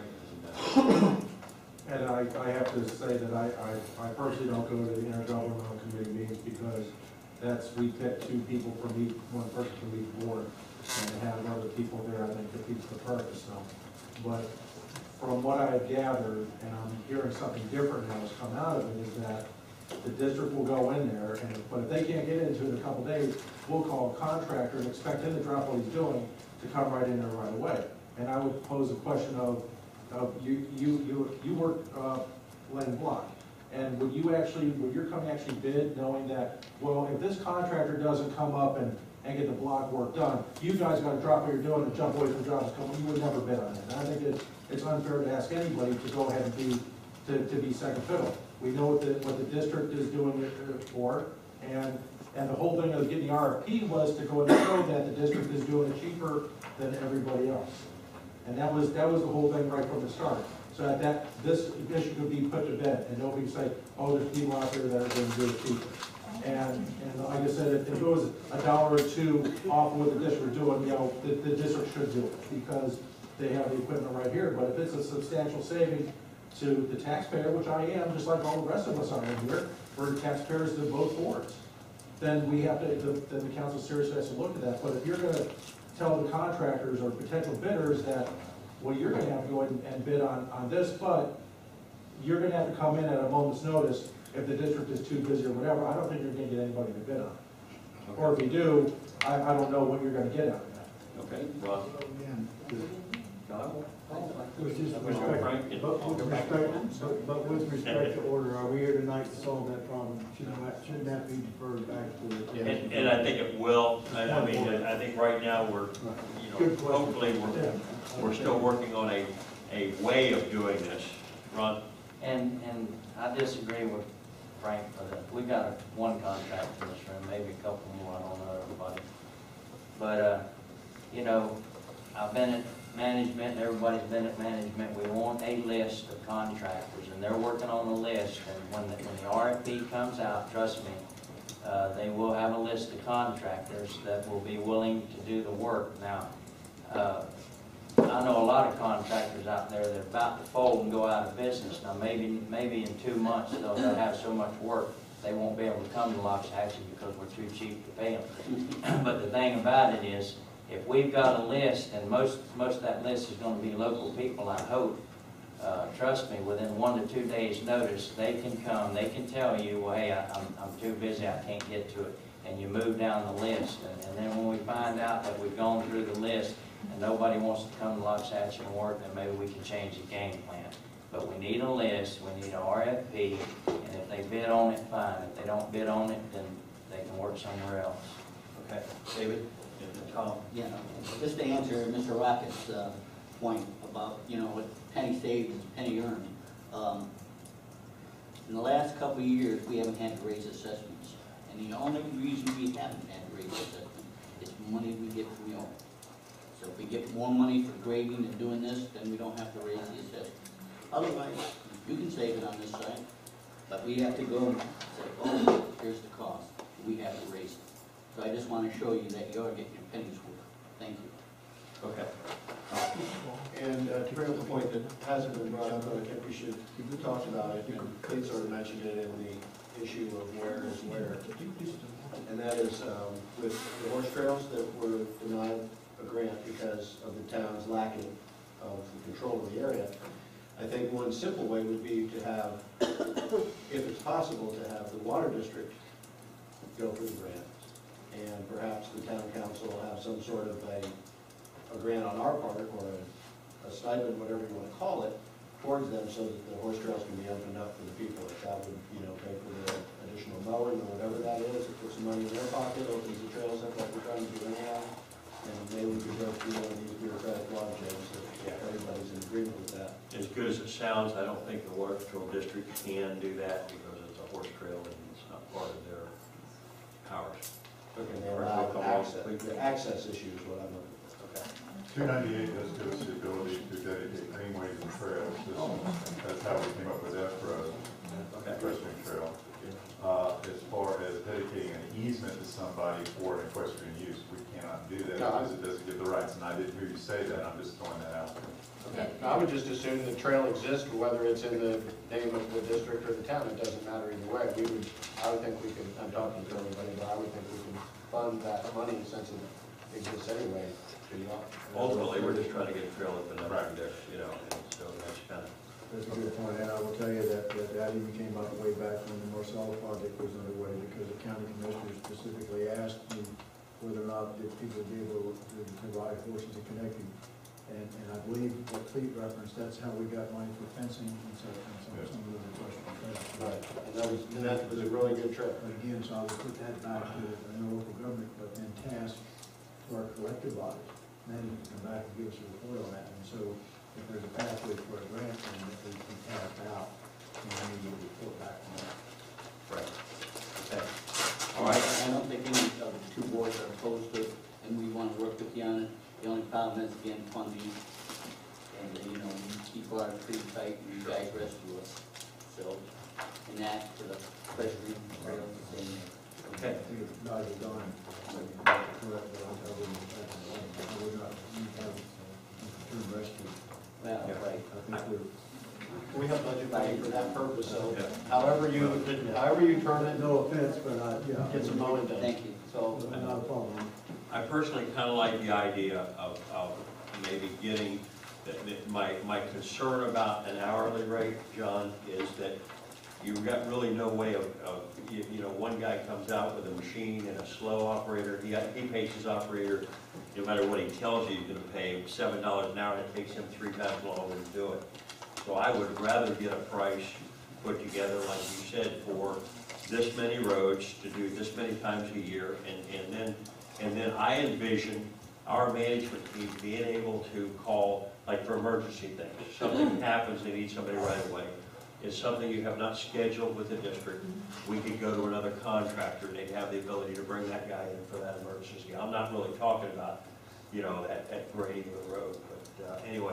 And hopefully our two management teams can work that out and get something that works fairly streamlined, fairly smooth, that we can all deal with. We could probably do a hybrid where the emergency services is on an hourly basis. I mean, whatever works, you know, to satisfy you guys. You know, the last thing, honestly, we want is everybody running back to us saying, well, we just can't get this worked out. We want it worked out. Well, the district, so that everybody knows, we did give a recommended schedule of grading frequency to the town for consideration and possibly to use as part of an RFP. What wasn't included on that was the hedging. Right. We could presumably give them some recommendations on that, but that's pretty subjective. And hedging, we've admitted, might be something that we want to go to another contractor. Right. I've had it does that all the time. But I would just throw out there, I know maybe this is more detailed, but we are currently undergoing an issue that needs to be addressed, and that the hedging gets so overgrown, we cannot perform grading services on that road because we can't get the blade on the road. So I would suggest that the RFP, while we're all here, includes hedging and grading as part of that. Otherwise, there might be a problem down the road that we'll need to, I'll discuss with management, but how do you coordinate that outside contractor that's doing the hedging, make sure we can do the grading frequency that we're contracted to do as well? okay. And I tell you right now, as a board member, I mean, I don't care if we pay you guys, you pay us $1 a year. I don't care. As long as I don't have to sit there and raise the assessment. So if it needs to be more than $1, then you might have to do that. But we'll do those roads as many times as you want. We'll do the hedging as many times as you want because it's people's equipment. It's our equipment. Not the water district, the people. I would probably disagree with you a little bit because I want to make sure that everything is run out here and fairly paid by both groups. We have two entities out here, and one pays by the acre, but some of them have very nice ag exemptions, and I know they're not exemptions, but you know, and I just want those to pay their fair share. So maybe it's time for a little bit of bump in assessment. I'm not saying that, but well, I can say that. It's not my board. Frank? That's one of the Thank you, Mr. Mayor. Yeah, well, I've been there, done that. To address something that Dave Ramirez said is that the reason the assessments are down here is not because the district did work on non-district roads, it's because of the sharing of the gas tax funds. That's what kept the assessment down. And I do agree with you that we're probably getting to that point where we need to look at some adjustment of the assessment. That's something for the board to deal with and not for this work. Yeah, okay, all right. Anything else? I think you've done a great job. Speed humps. Well, speed humps, I think, was taken care of. If we get the Ocean Road, we're gonna have control of the You speed got humps. total control. Now, here's the problem. Future built speed bumps, that's. I guess we're not resolved on that. Here's the problem, okay? You're talking Ocean roads, okay? We're talking about doing like now South D Road, maybe North D Road. D Road's got a petition in, South D Road. They don't have OJM on it, okay? We want to be able, the town wants to be able to call the shots when we put new roads down, not the existing roads, okay? So in other words, that's why we need to talk about it. Well, okay, but I think what's happened is the intent of both boards to give us the roads as the roads. Right. So I think you will be open, if we're gonna take responsibility for it after it's OJM, that I think they're in agreement that we can design a speed hump. You know, I think we're good. I think we're good to go. Now, legally now, that sounds possible. Yeah, of course, okay. But everyone's concerned, well, sure, the concern for the water control board, the concern for the water control board was the liability. Just because you guys get to say how it's done, doesn't mean that you get to say exactly how it's done, and that there are other factors to consider, like but design criteria. But within those design criteria, you get to set the standard, so to speak. You don't have to choose standards. Maybe that was the trick in your question. No, that's, yeah. Was the enabling legislation for the 4 segments, did it include something in there about the town will be conferred with traffic control? It said the town will have traffic control jurisdiction over the roadways, and its key concept in town to not be a traffic control device. Right. That was a big kick when they first came out. So just somebody who's never driven over a speed hump thinks it's not a traffic control device. That's fine. It's the brains of the law. I understand. It's not an animal. It was put in there for speed control, so, anyway. Narrow pavers and all that. The next time you put the word in right, so. We get, part of the agreement, I think, with transfer open roads is that we get to design the speed hump. That's what I hear. Yeah, that's it. Then we cover that. I just wanted to clarify and make sure that everybody's on the same page, that we are moving forward with the existing ILA as it is, and what we're talking about is a future ILA, so that the guidance we've provided thus far to the district would be that is incorporated to finish out the year's plan. Okay, yeah. Everybody all right with that? Robert? The only thing I have to say about the ILAs is the last one that was written tied everybody's hands in the room. I would pray that you guys do not let that happen again. We as 10 talking heads up here trying to do this are not lawyers, and when you start this whereas and this and that and all this on the bottom, I think it's 4 pages long, I just glass over on it. Let's get way more easy so that he doesn't have a problem, he doesn't have a problem, and we don't have a problem. Because it can be drawn up a whole bunch of, I'm sure. So I think what we're looking at is probably a new ILA as soon as possible on that. Yeah, that's Well, what we don't know that. Well, I mean, they're driving that bus. Okay, so, When will the so if I may, one more time, we beat that accounting process to death at our last meeting. I don't want to go through that pain again. But if the 2 management groups can't make that happen, I'm going to be a little frustrated next time. Okay? Yeah. So they're done. I like the example of, you know what I'm saying? So I got confidence in both of you, but we should never have to go through that experience again. Because now that's going to come back and call us up because we're not going to get results. We're results oriented. We're results focused. This meeting tonight to me was a pivotal time for this community right here. I think I feel we made some progress, and I want something to improve. Jim? That's our recording device.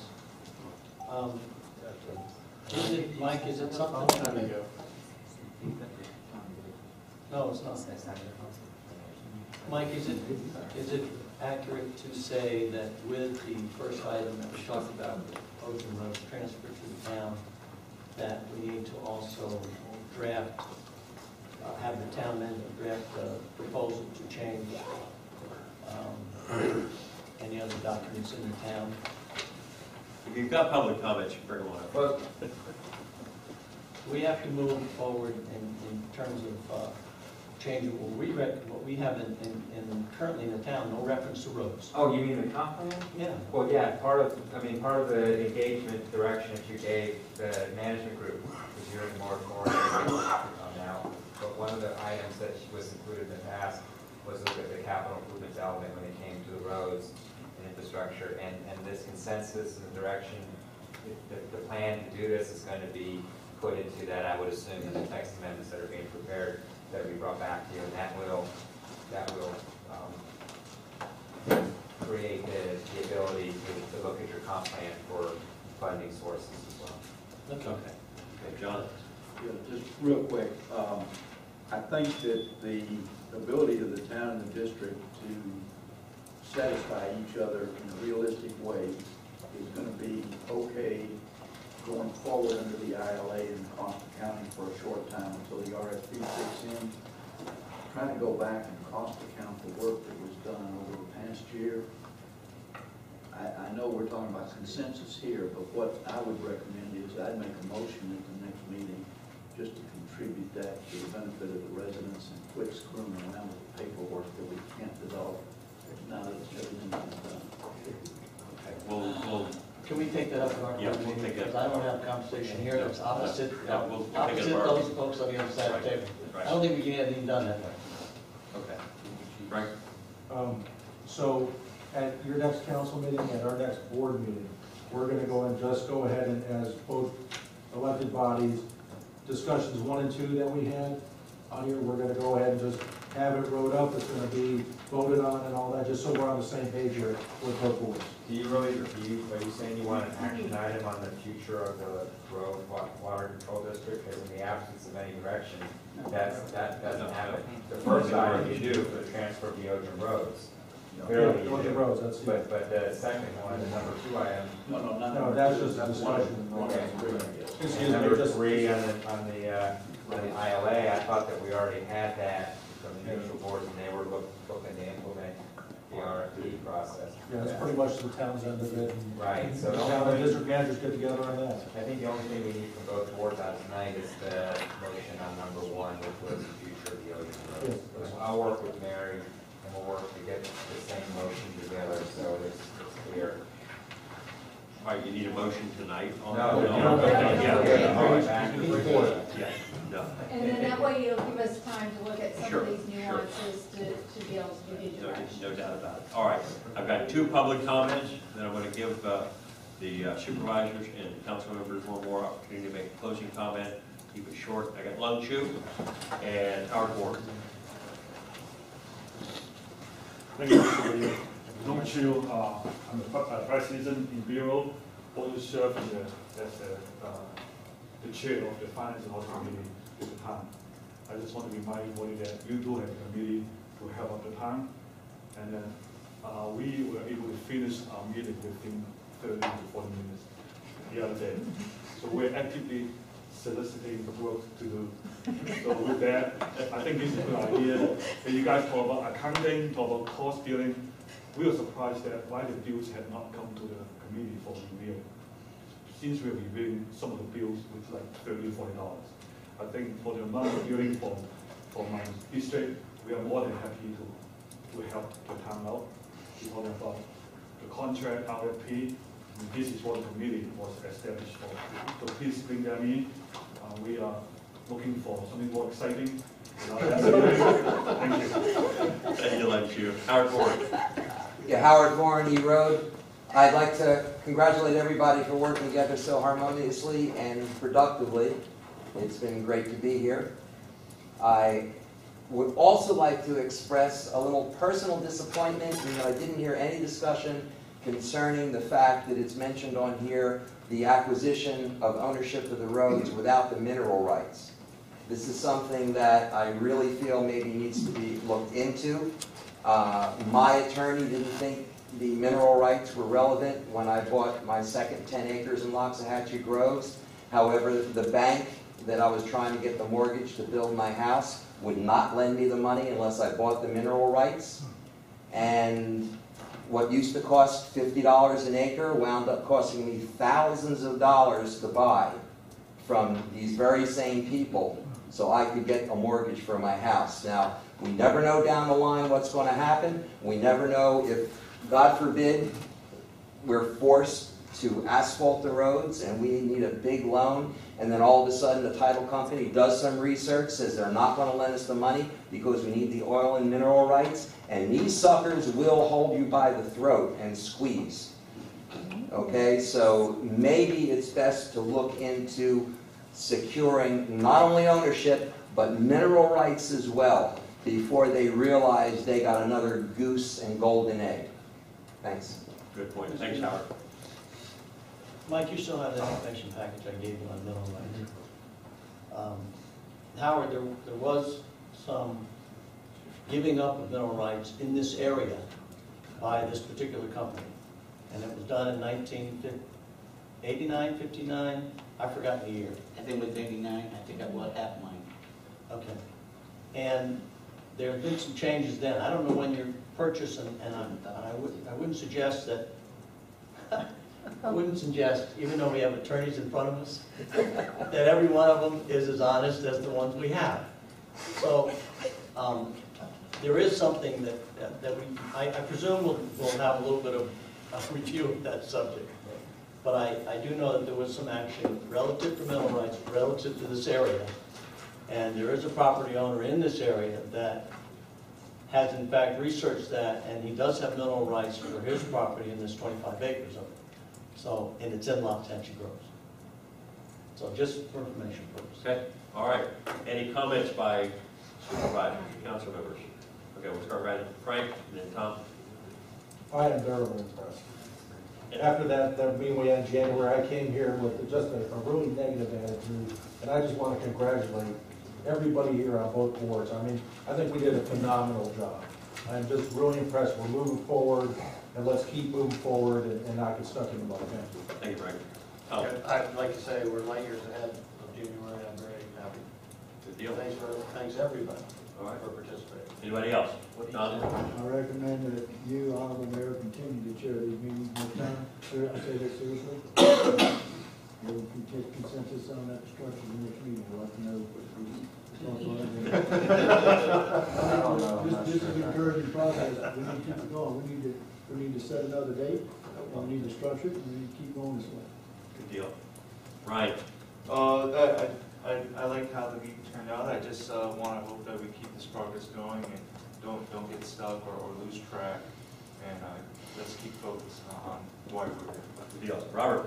I'm not going to pat everybody back. Thanks for coming. Ron? I'll make it brief. A compliment for the town and the district.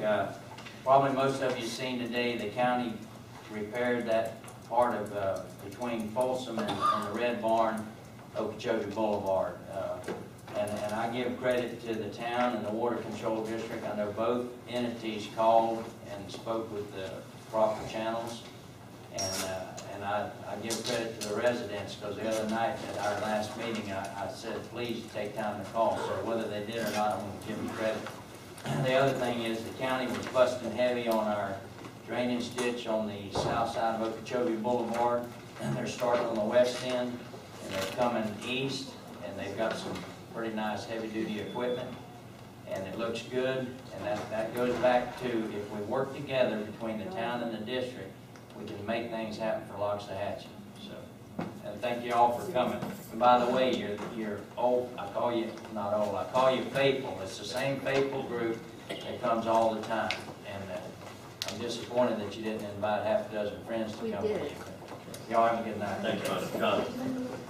Yeah, thank everybody for coming. I'm impressed we got through all these items in a fairly straightforward way, but let's not lose sight of the bottom line. We want to get fee simple titles. We want to transfer the open road segments to the town. We want to look at the town's ability to use 95-361 if they need to. And I think with that, let's get the job done. Good deal. Jim? Dave, thank you for chairing the meeting, and thank you, Dave, for letting me run the meeting. I echo what everybody said, and thank you for coming. Okay, David? I think we gave our attorneys some challenges here, and hopefully they'll be able to meet them. Thank you everybody for tonight. And thank you all for coming. Very quickly, we've got a real quick discussion November meeting. Yes, if Mike and I can have 2 minutes on that with the council? Yeah. Okay. We, Mike. All right, can we adjourn everybody else? Or? Yes. Yeah. Yeah, we just have an item we need to talk to you about. Okay. So motion to adjourn? Meeting adjourned. Thank you all. Now re-adjourn just as a. Okay. Town council re-adjourned. Okay. We have two issues, as you know, we council at its not last meeting, the initiated meeting on the 6th of November, which is also your first and going to be your only meeting of the month. However, Mike has spoken to Mike Berg, members of everyone on the board, members who will be out of town, will be out of town, but Mr. Berg would like that it's going to be, that's the issue, we'd like to have all the also that day, Monday day, so a lot of activity. Mike and I are going to have a very heavy agenda. More items that are being added on to tonight. I have a long list of issues. So we're talking about trying to do is to get your consensus to make sure we advertise for a, well, first of all, with the Schaefer, and And I saw you're going to be here.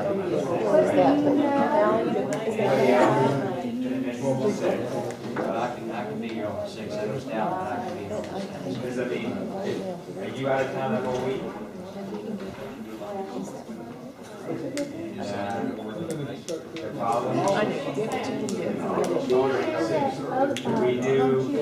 do the shady on the,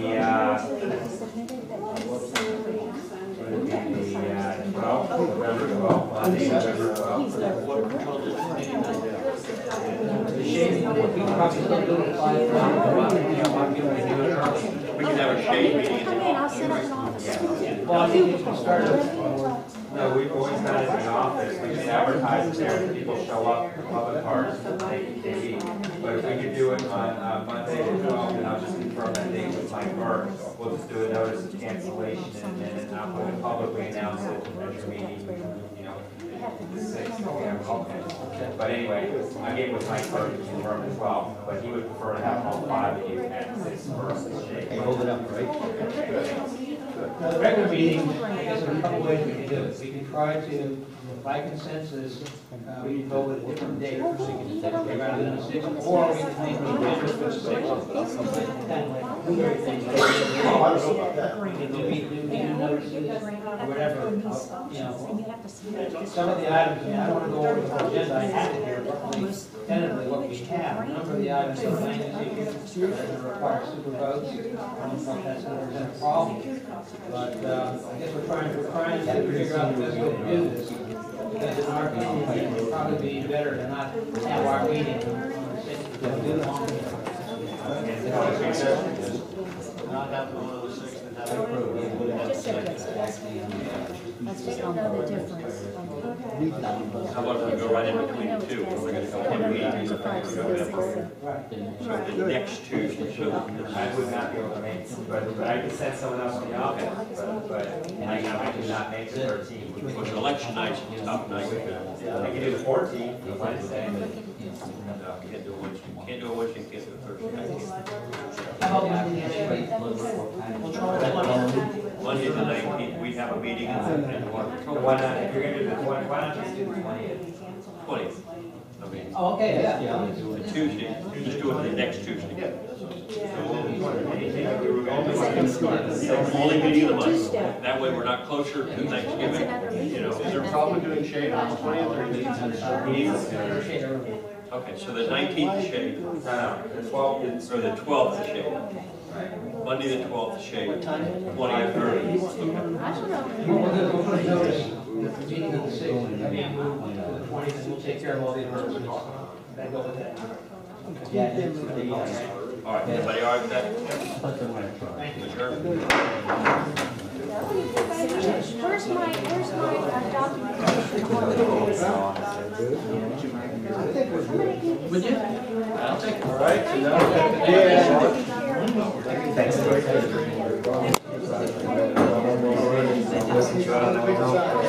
Okay, have one.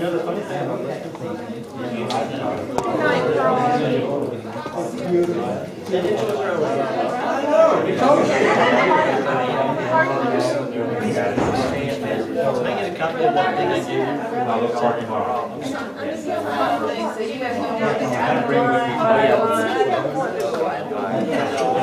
Take care, Ron. Yes, we're taking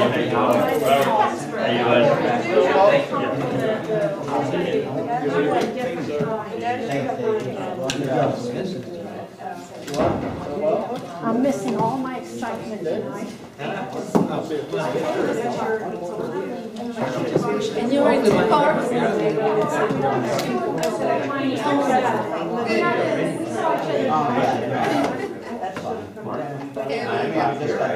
Yes.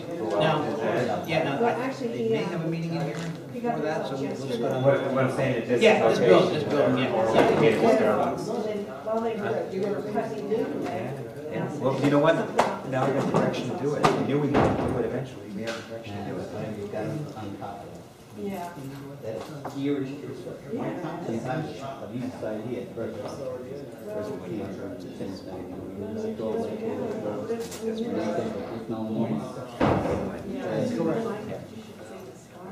Oh, yeah. See you all later. Drive safe. You too. Drive safe. Thanks, Dave. Sorry, you know, Mike Erickson sometimes come to those meetings, and when you said Mike, you said it so familiar to me that I thought you were looking at. They were all calling you Mike. No, you're welcome to. That's why I was like, you need some Mike. You guys have